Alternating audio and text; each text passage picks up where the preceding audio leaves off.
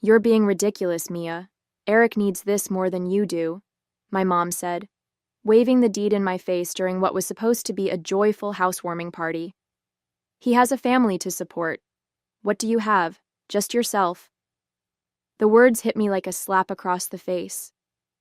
I stood there in the kitchen of the house I'd spent my entire life savings on, struggling to breathe as my world crumbled around me. My name is Mia Reynolds, and at 33, I never imagined I'd be betrayed by my own family like this. As a nurse at Memorial Hospital, I'd spent the last 10 years working double shifts, picking up extra hours in the ICU, and saving every penny I could. When my parents faced foreclosure on their old house, I stepped in with my life savings, $175,000, to help them buy a new place. The agreement was crystal clear. The house would be in my name since I provided the down payment. But apparently, agreements don't mean much to my family. My stepbrother Eric, my mom's golden child from her second marriage, stood there with his usual smug grin. He'd never contributed a dime to our parents' well-being, always too busy finding himself while jumping from one failed business venture to another.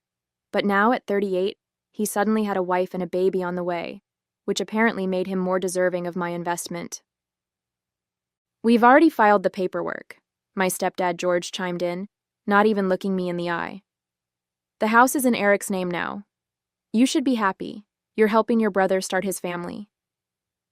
The casual way he dismissed my sacrifice made my blood boil. The beautiful colonial-style house I'd fallen in love with, the one I'd imagined as a gathering place for family holidays and celebrations, was being handed over to someone who hadn't earned it. Looking around the room at the faces of extended family and friends who'd come to celebrate, I could see the awkward glances and whispered conversations. My Aunt Sarah, who'd always been more of a mother to me than my own mom, stood in the corner shaking her head in disbelief. My best friend Rachel, who'd watched me work myself to exhaustion to save that money, gripped her glass so tight I thought it might shatter. "This isn't right," I managed to say, my voice trembling with a mix of anger and hurt. "That money was everything I had. We had an agreement." "Oh, stop being so dramatic," my mom sighed, rolling her eyes. "You're a nurse. You'll save it up again. Eric needs a stable home for his baby. It's not like you have anyone to provide for." That's when something inside me snapped. Years of being the responsible one, the reliable one, the one who always sacrificed for others, came crashing down. As I looked at their entitled faces, I knew this wouldn't end here.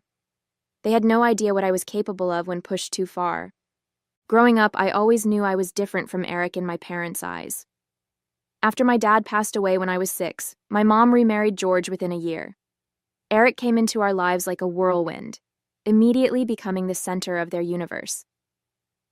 While I spent my weekends studying and working part-time at the local pharmacy to save for college, Eric was showered with new cars, expensive clothes, and endless second chances.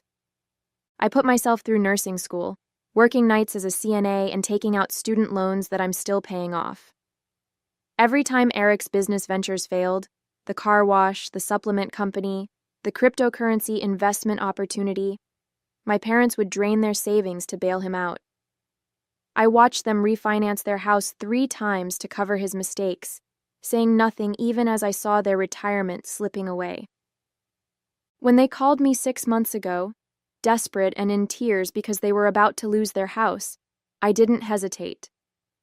I had been saving for my own place, dreaming of a small cottage with a garden where I could finally put down roots. Instead, I offered them my savings, thinking it would finally prove my worth to them.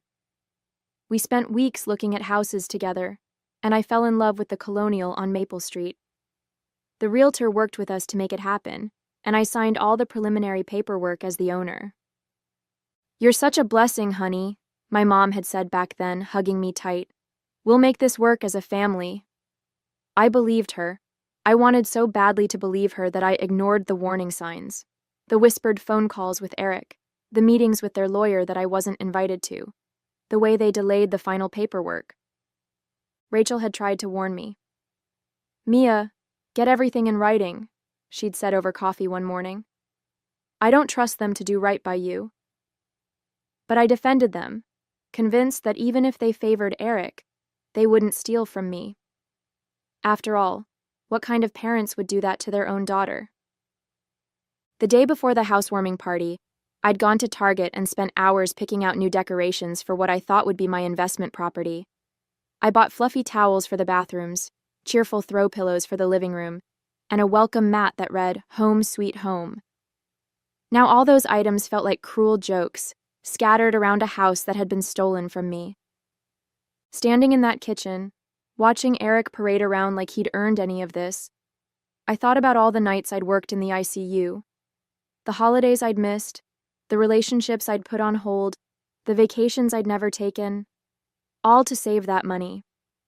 They hadn't just stolen my savings, they'd stolen years of my life. As the party continued around me, my head was spinning. Guests were starting to leave, offering awkward congratulations to Eric while avoiding eye contact with me. I sat alone at the kitchen counter, staring at my phone, when Rachel slid into the seat next to me. "You need to call Marcus," she whispered, referring to her brother who worked as a real estate attorney. "Something's not right about how they transferred the deed. They couldn't have done this legally without your signature."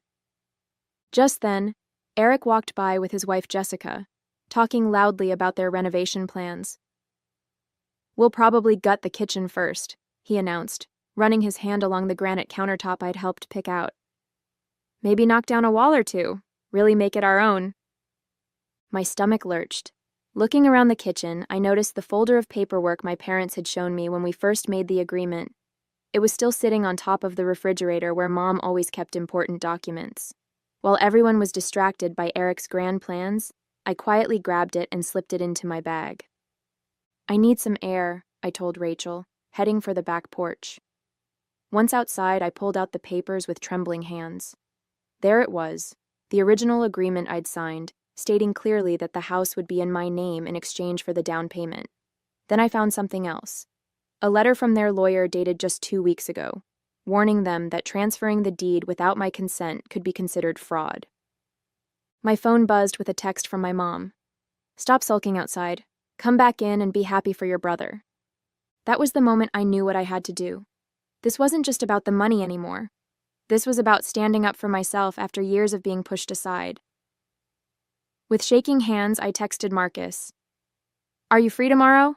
I need legal help." His response came quickly. "Rachel told me what happened. Come to my office at 9 a.m. Bring all the paperwork you have." Walking back inside, I found my mom and George huddled with Eric in the living room, probably making more plans for my house. They looked up as I entered, their faces a mix of annoyance and dismissal. "Finally decided to stop being dramatic?" my mom asked, raising an eyebrow. I managed a small smile, surprising them. "Actually, I want to thank you," I said calmly. "You've helped me see things very clearly." They exchanged confused looks, clearly expecting more tears or pleading. But I was done pleading, done being the reliable daughter who always came through while getting nothing in return. As I grabbed my purse to leave, I heard Eric laugh and say, "See? She's fine. She'll get over it." I turned back one last time. "No, Eric, I won't get over it. But you'll wish I had." The next morning, I sat in Marcus's office clutching a coffee cup to steady my nerves. He reviewed the documents spread across his desk, occasionally making notes and shaking his head. After what felt like hours, he looked up at me with a slight smile. "Mia, they really messed up here," he said, holding up the lawyer's warning letter. "The deed transfer isn't just questionable, it's fraudulent. You provided the down payment, signed the initial paperwork, and there's clear documentation of the agreement. They can't legally give away a house that was meant to be yours." "But they already did," I replied, my voice cracking. "The deed is in Eric's name." "A fraudulent transfer can be reversed," Marcus explained, reaching for his phone. "And I've got a friend at the DA's office who would be very interested in this case. What they did could actually result in criminal charges." My heart raced at his words. Criminal charges? I don't want my parents to go to jail. Even after everything, the thought of them in legal trouble made me hesitate. "Listen to me," Marcus said firmly. "They stole $175,000 from you. That's grand theft. They committed fraud. And from these bank statements, it looks like they might have forged your signature on some documents. They're counting on you being too nice to fight back." He was right. My whole life, they'd counted on me being the understanding one, the one who would sacrifice without complaint. While we talked, my phone kept buzzing with texts from my mom, alternating between guilt trips and demands that I stop being childish. "What do you want to do?" Marcus asked, watching me carefully. I took a deep breath. "I want my house back, and I want them to understand they can't treat me like this anymore." Marcus nodded and started typing on his computer. "I'm filing an emergency injunction to prevent them from making any changes to the property. Then we'll proceed with legal action to void the transfer. They'll be served with papers by tomorrow." As I left his office, I felt lighter somehow. For the first time since the housewarming party, I wasn't crying or shaking. Instead, I felt a strange sense of calm. I drove to work for my evening shift in the ICU, and halfway through, my phone exploded with notifications. Eric had called 7 times. My mom had called 12 times. There were dozens of text messages, ranging from angry to panicked. The last one from Eric made me smile. "What the hell did you do?" I silenced my phone and focused on my patients. Let them panic for a while. Let them feel a fraction of the anxiety they'd caused me. Tomorrow, they'd learn exactly what happens when you push the nice daughter too far. The next morning, chaos erupted. I was getting ready for my shift when Rachel called to tell me my mom and Eric were making a scene outside my apartment. Sure enough, when I looked out my window, there they were, Eric pacing back and forth while my mom banged on the building's front door. "You have to stop this," my mom shouted when I finally went downstairs. "This will tear our family apart." "That's rich," I replied, surprisingly calm. "You didn't worry about tearing the family apart when you stole my life savings." Eric stepped forward, his face red with anger. "You're being ridiculous. I have a baby on the way. What were you going to do with that house anyway? Live there alone with your cats?" "Actually," I said, pulling out my phone, "I have the proof of our original agreement right here. Want to see the letter from your lawyer warning you this was illegal? Or should we talk about the documents where someone forged my signature?" The color drained from their faces. My mom grabbed my arm, her voice dropping to a whisper. "Honey, we can work this out as a family. There's no need for lawyers." I gently removed her hand. "We stopped being a family the moment you decided my life savings meant nothing to you. The DA's office has copies of everything now. So unless you want this to get worse, I suggest you talk to your lawyer about reversing the deed transfer." "You'd send your own mother to jail?" she gasped, tears welling up in her eyes. The same tears that had worked on me so many times before. "No, Mom, you might send yourself to jail. I'm just standing up for myself." Eric started to say something, but his phone rang. It was his wife, Jessica. I could hear her panicked voice through the speaker as she told him the police were at their house, their actual house, with questions about the deed transfer.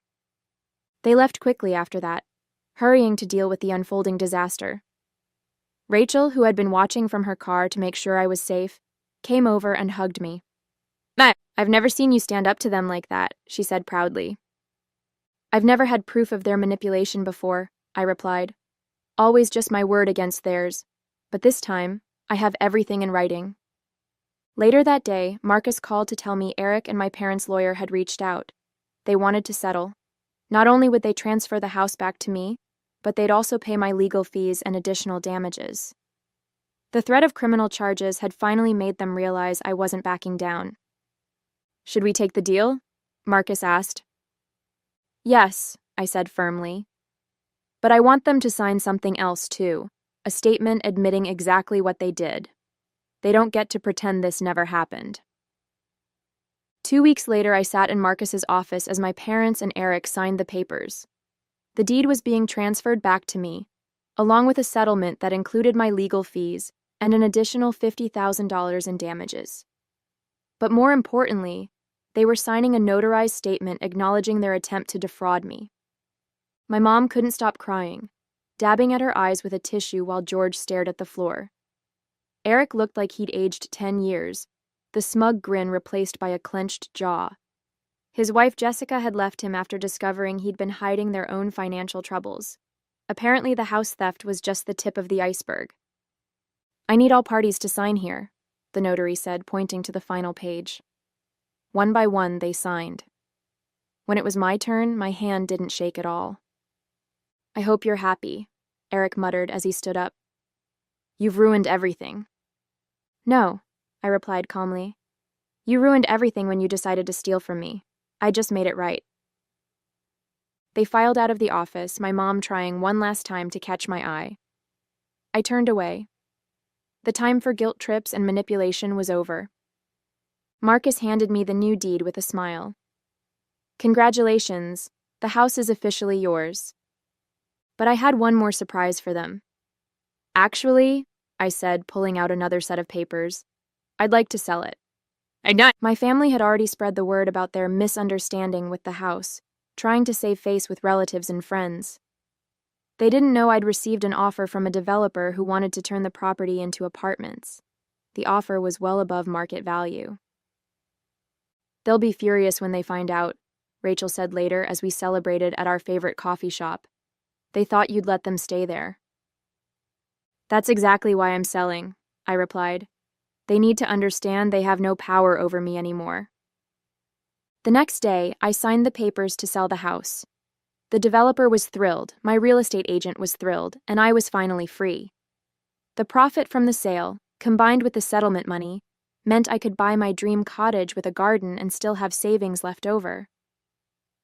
As I drove away from the closing, my phone buzzed with a voicemail from my mom.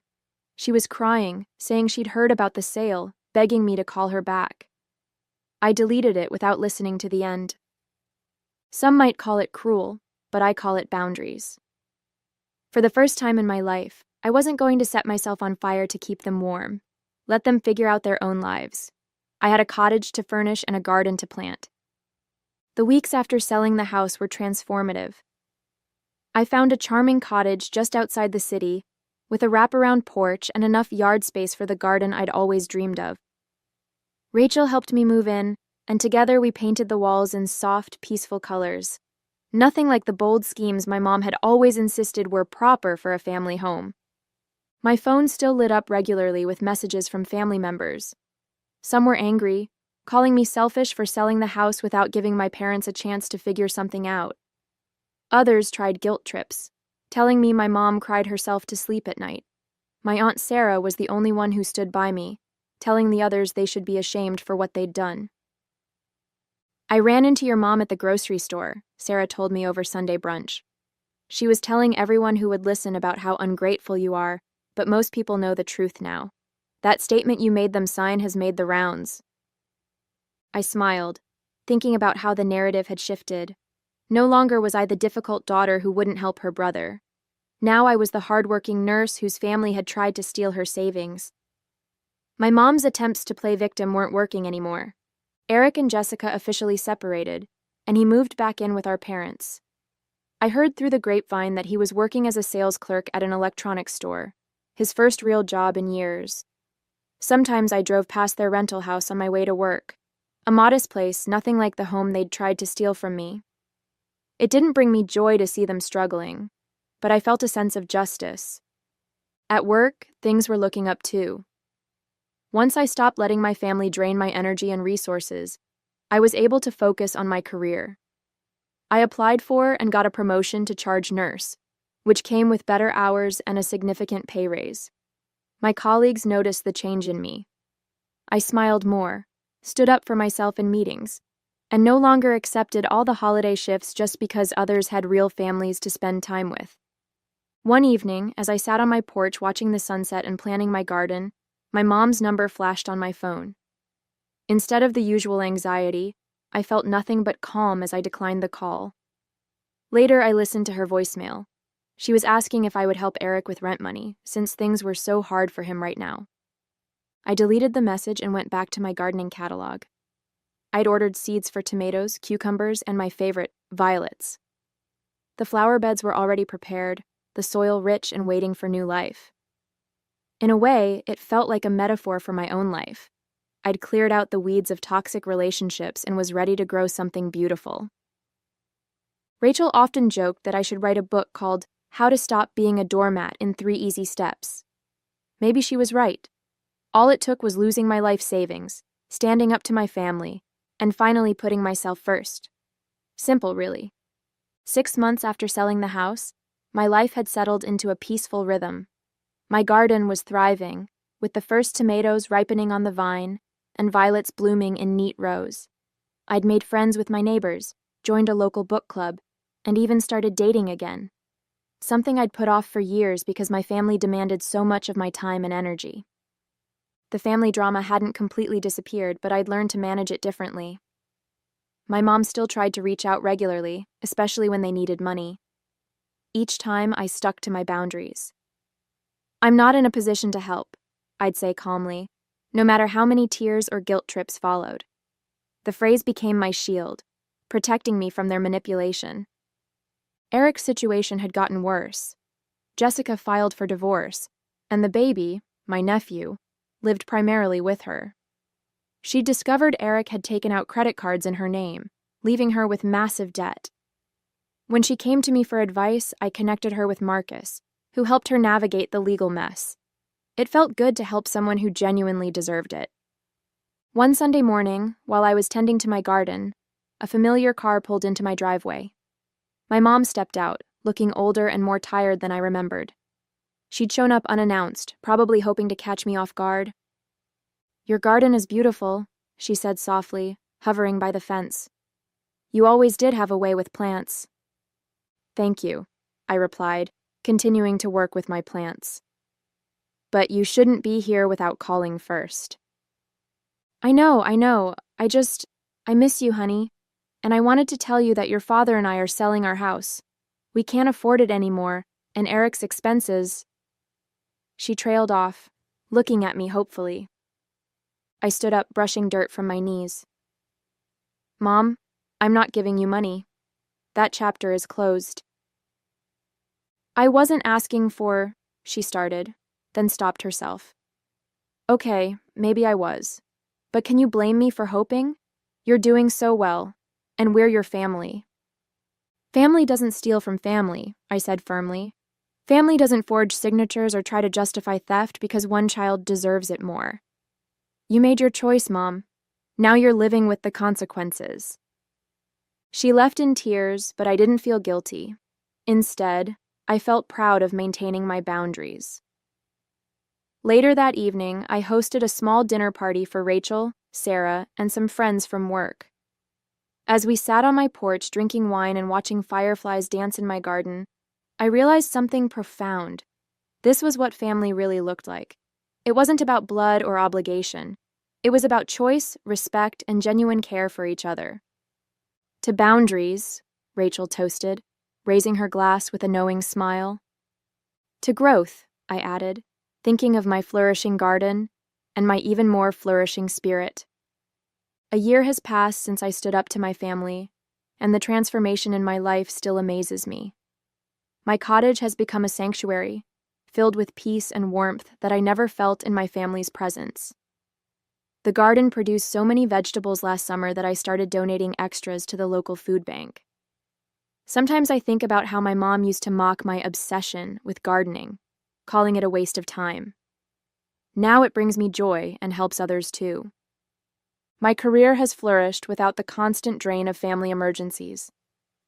I was recently promoted to nursing supervisor, and my colleagues often comment on how much more confident I've become.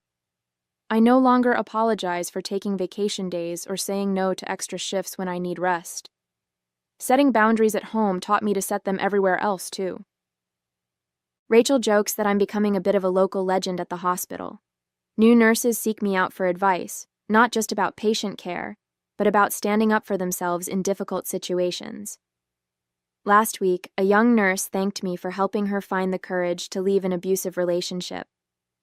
"If you could stand up to your whole family," she said, "I can stand up to one person." My parents and Eric still struggle, but that's no longer my burden to bear. They made their choices, just as I made mine. Sometimes the kindest thing you can do for people, and yourself, is to let them face the consequences of their actions. It's not about revenge anymore. It's about growth and self-respect. The money they stole was just money, but what I gained by standing up to them was priceless. My freedom and self-worth. The other day, I found an old photo of my family at the housewarming party, taken just before everything fell apart. Looking at their smug faces, I realized I don't feel angry anymore. Instead, I feel grateful. Their betrayal pushed me to become someone stronger, someone who values herself enough to walk away from toxic relationships, even when they're wrapped in the package of family. My garden is starting to bloom again this spring. Sarah visits often, bringing her grandchildren who love helping me plant new flowers. Rachel and I have our weekly coffee dates where we laugh about how far I've come from the person who used to answer every demanding phone call from my family. Even Jessica brings my nephew over sometimes. She says the garden has a healing effect on her too. Life isn't perfect, but it's authentically mine now. I've learned that sometimes the best revenge isn't about getting even. It's about getting better. Every flower that blooms in my garden, every peaceful evening on my porch, every boundary I maintain is a reminder that I chose myself, and I'd do it all again in a heartbeat.